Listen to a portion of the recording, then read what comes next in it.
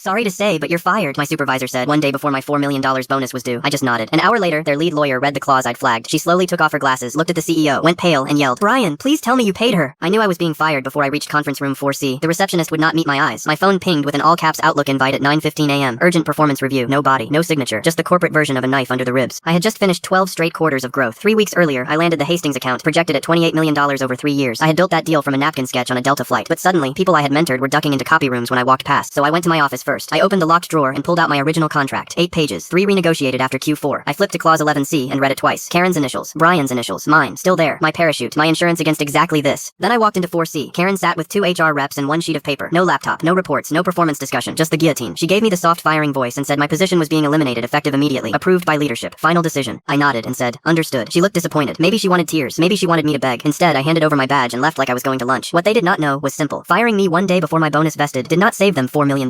It activated clause 11C. They owed me the full bonus. Accelerated equity, 1.5 times base salary, benefits continuation, and damages if they tried to fight it. Roughly $6.5 million before penalties, and every page had their signatures. Instead of leaving the building, I took the executive elevator to legal. Aaron Patel, assistant counsel, had watched me negotiate the Hastings deal. I put the folder on his desk. Original contract, Q4 addendum, signature metadata, equity schedule, timestamps, and the implementation memo Karen signed from her iPad. He read clause 11C once, then again. His face went still. They had terminated me without cause within 24 hours of a scheduled equity vest. The clause existed specifically to stop last-second maneuvering. Brian had asked what the multiplier meant when he signed it. I had told him it covered transitional risk if I left. He, back then, and said, "Only lawyers read the fine print." That sentence aged beautifully.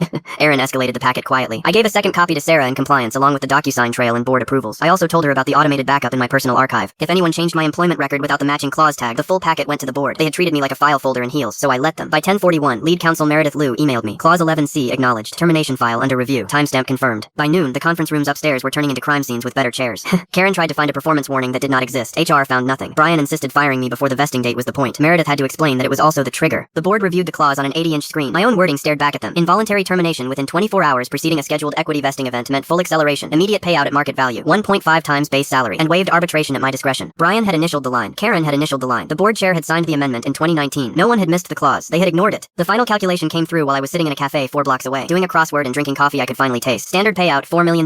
With equity recalculation, performance triggers, multiplier, and damages exposure, $6,586,250. They sent an NDA with the settlement package. I did not open it. I did not need their silence. I already had their signatures. Karen was gone by the end of the week. Brian was reassigned to a made-up internal alignment role with no budget and no office. My old company called it restructuring. Everyone inside knew it was a funeral. A month later, I stood on a hotel balcony in Austin, where another firm had flown me in to discuss partner track, autonomy, equity, and a real seat at the table. I opened a text to the board chair and typed one sentence. Clause 11C, line 22. Then I sent a photo of the skyline. Line 22 said failure to honor the clause was not just breach, it was a systemic lapse in judgment subject to restitution, review, and reputational consequence. They had, at the wording when they signed it. I did not burn the bridge. I read the contract, crossed it legally, and charged them for every plank.